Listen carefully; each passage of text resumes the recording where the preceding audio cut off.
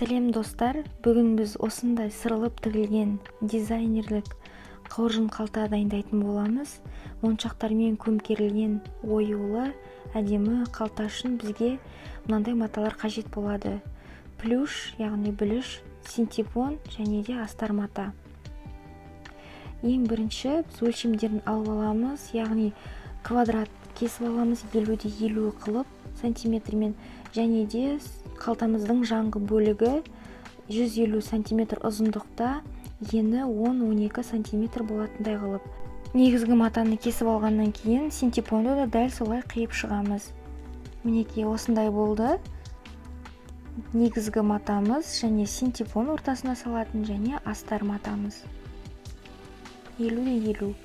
Және де жаңғы бөліктері, мінекей, мен мысалға негізгі матада кішкене жетпегендіктен жалғап алдым екіге бөліп, және ортасына салатын синтепонымыз. Енді бізге ою өрнек керек болады. Сол ою өрнекті интернет арқылы іздеп тауып аламыз.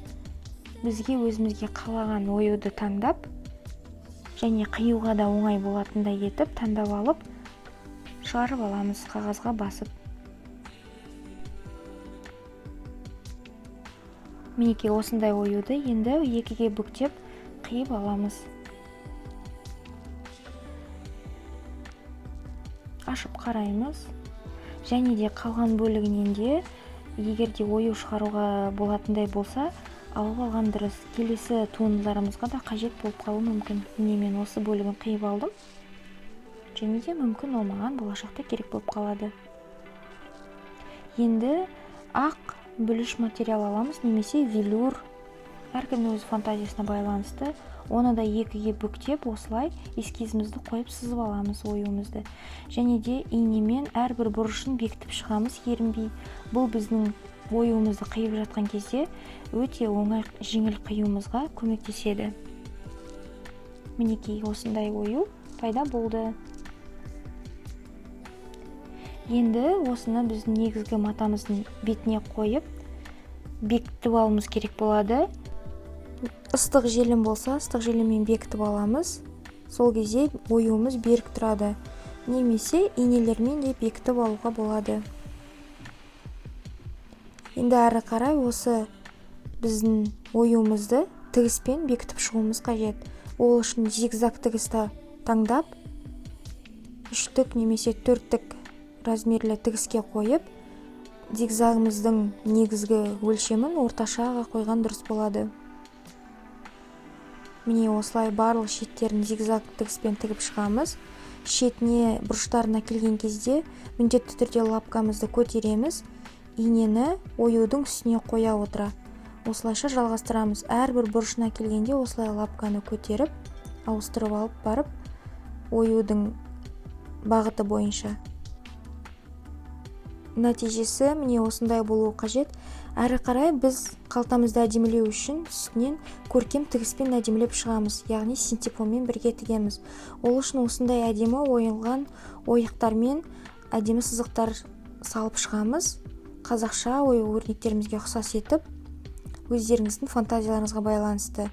Синтепонның үстіне қоя отыра негізгі матамызды әр жерден инемен бекітіп шығамыз. Енді матамыздың түсіне байланысты жіпті алып, осылай бағанағы сызған сызығымыздың үстінен тігіспен жүріп өтеміз.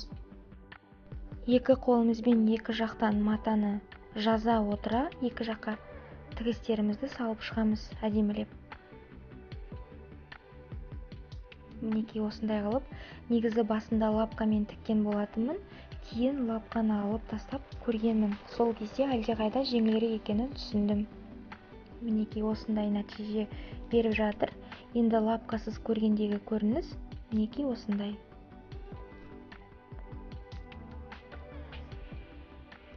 Біз енді қалған синтепонның шығып тұрған бөліктерін барлығын қиып тастаймыз артық. Мінекей. Және де қалған бөліктерін де сырылтып шығарамыз. Осындай нәтиже берді. Бұл артқы бөлігі. Енді жаңғы бөліктерінде көркем тігістермен әдемілеп шығамыз.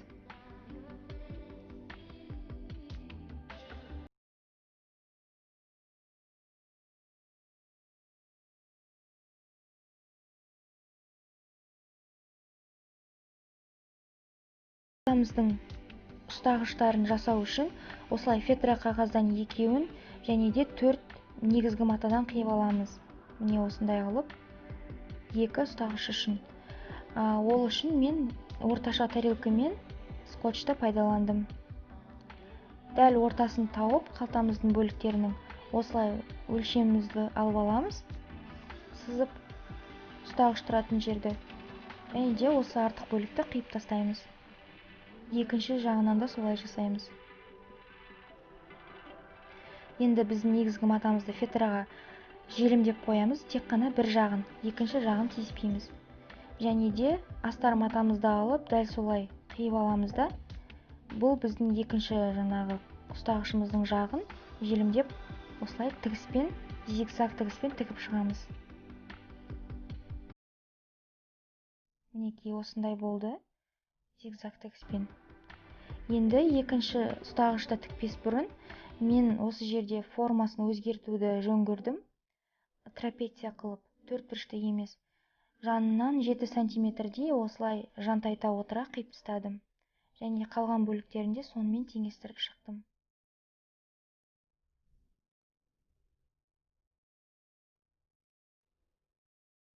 Енді ұстағыштың салмай жатып, жанғы бөліктерін тігіп алғанда жөн көрдім.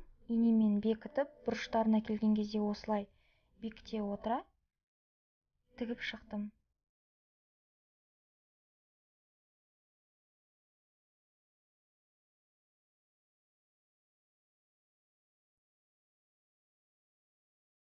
Мінекей. Әрі қарай біз басқа да бөлігін тікпес бұрын ең бірінші беткі жағын сәндеп алғанымыз дұрыс болады. Ол үшін әртүрлі моншақтармен мен қарап дизайнын бір тоқтамға келіп, мінекей осындай леска жіпті алып, осылай әрбір жерден моншақтармен көркемдеп шықтым. Көмкеріп.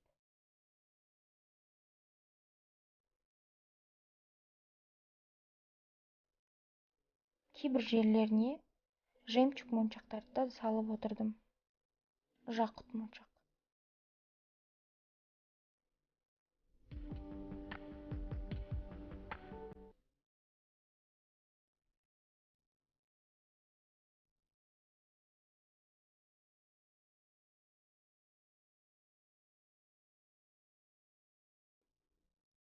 Мінекей, нәтижесі осындай болды. Әрі қарай мен шашақ моншақтар салуды жөн көрдім. Осылай леска жібімізді ала отыра бірнеше моншақтарды өткізіп, және де кейін қарай өтіп, осылай әр жерден қадап отырдым. Тағы да бір рет түсіндіріп өтейін. Моншақтарды өткізіп болғаннан кейін қарай өтуіміз үшін соңғы моншақты тастап кетеміз де, қалған моншақтардың барлығынан өтіп, екінші рет тігіп шығамыз. Сонда бекітіліп тұрады ол. Міне нәтижесі осындай болды. Енді біз артқы бөлігін қалтамыздың жанғы бөліктеріне бекітуіміз қажет болады. Тігіп болғаннан кейін бұрыштардың барлығын қиып, және әрбір жерінен қиындылар салып шығамыз. Кейін қарай аударған кезде формасын жақсы ұстап тұру үшін. Енді ұстағышымызды бекітпес бұрын косой бейканы алып, осылай жарты шеңберін ғана қоршап шығамыз шеттерінің. Мінекей. Неғұрлым шетінен тіксек, біз косой бейкамыз өте әдемі болып көрінеді. Міне тек қана жарты шеңберін ғана тігіп шықтым. Ол жарты шеңбері сөмкенің өзінде тұратын бөлігі. Мінекей. Міне дәл осындай үстіңгі жағына тиіскен жоқпыз. Енді үстіңгі жақтарын басқаша әдіспен тігетін боламыз кішкенеден кейін. Оларды да. Ең бірінші оларды жасамас бұрын астар матасын тігіп алуымыз керек. Оларды да осылай жанғы бөлігін, артқы бөлігін барлығын тігіп шығамыз.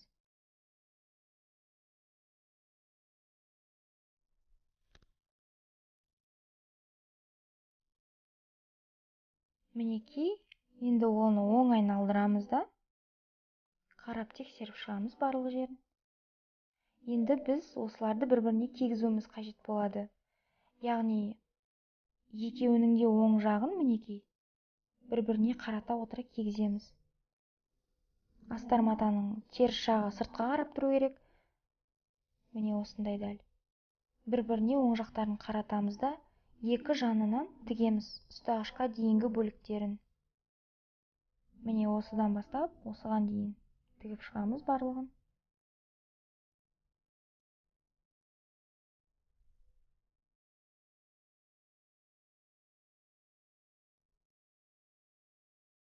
Енді ұстағыш тұрған осы екі ортадағы ашық бөліктен біз оң айналдырып шығамыз. Оң айналдырып болған соң, біздің қалтамызға форма беру үшін түбінде осындай көпіртілген полиэтилен материал деп атайды. Осындайды размермен қиып алып, немесе картон қағаз пайдаланып түбіне салуға болады. Ортасындағы ашық бөлік арқылы салып жібереміз. Енді ары қарай біз ешқандай да кедергі болмасы үшін осылай бекітіп қоямыз. Астар матамыз шығып кетпес үшін қайта-қайта. Және де ұстағыштарымыздың асты мен үстін біріктіреміз осылай инемен. Енді косой бейканың осылай шетін қайырып, бүктеп осы жерге бекітеміз. Міне косой бейкамыздың бағанағы біткен жерінен бастаймыз. Шеңбердің жартысын толтырамыз, яғни. Осылай ақырын жүре отыра айналдырып шығамыз. Өте ұқыпты жасау керек болады. Егер де косой бейка жоқ болса, зигзаг тігістермен тігіп шыққан дұрыс болады. Шеңбердің барлық айналасын шетіне келген кезде косой бейкамызды кейін қарай қайырып, бекітіп шығамыз тағы да.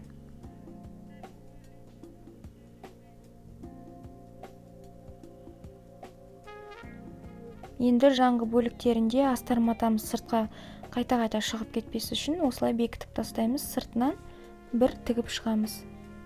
1 сантиметрдей ара қашықтықта. Екінші жағынан да дәл солай тігеміз.